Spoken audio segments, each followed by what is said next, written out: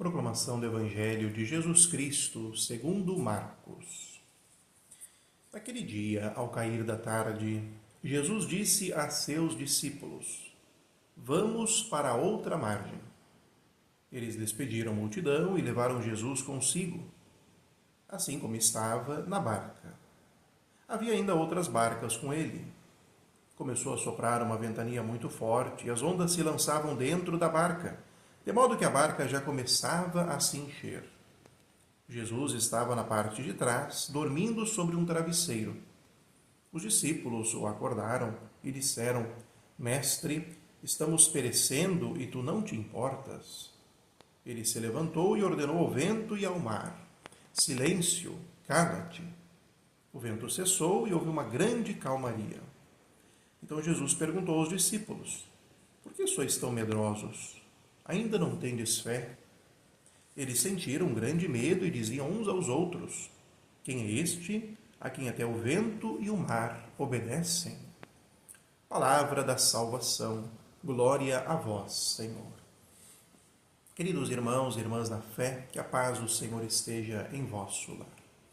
A igreja celebra o 12º domingo do tempo comum, nesta caminhada de fé em que o domingo é um dia especial por excelência. Nós somos chamados pela igreja, na liturgia, a abrir o coração à palavra de Deus de modo muito especial ao Evangelho. E neste domingo nos mostra Jesus que, no contexto do Evangelho de Marcos, após um tempo de ensino, agora parte para ações. E entre essas ações está justamente essa travessia do lago de Genezaré, o ambiente das pregações, um lago em que os discípulos, que já viviam da pesca antes, estavam acostumados, que surpreendessem os pescadores por ventanias inesperadas, por pequenas tempestades. E quando eles atravessam, acontece justamente uma tempestade. Algo que para eles não era uma surpresa, mas que gera uma novidade por estarem com Jesus. Pois quando olham para Jesus, Jesus está ali dormindo na barca. E essa serenidade do Senhor em meio ao caos, recordamos que o ambiente do mar, da água como um todo, era para os povos daquele tempo um ambiente de caos, onde habitavam criaturas terríveis. Isto causa certo alvoroço, até desespero no coração dos discípulos. Agora, chama a atenção de que, antes de Jesus, eles já saberiam o que fazer. Agora parece que, com Jesus, eles ficam desnorteados.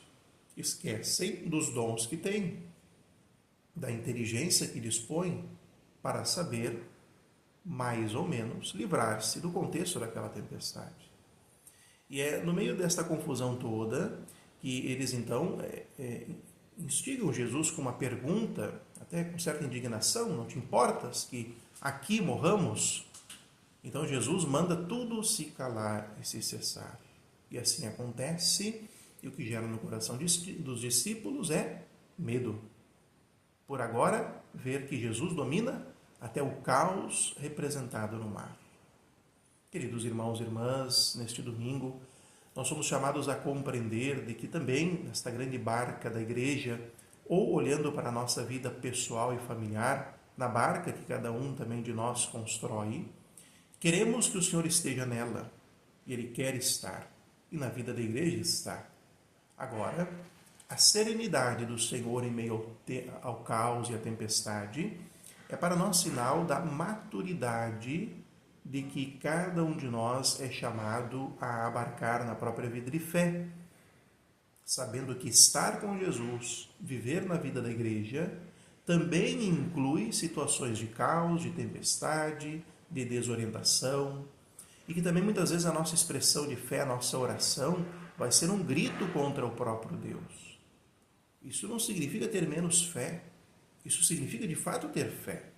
Pois mesmo na hora da dificuldade, do sofrimento, da desorientação, nós sabemos a quem nos dirigir. Agora, o importante é como nós passamos pela tempestade. Pois ela passa. E depois nós somos chamados a ver o que fica. E a tempestade sempre vem para purificar, para revelar o que de fato deve permanecer. E o que é o demais, o que é secundário, passa.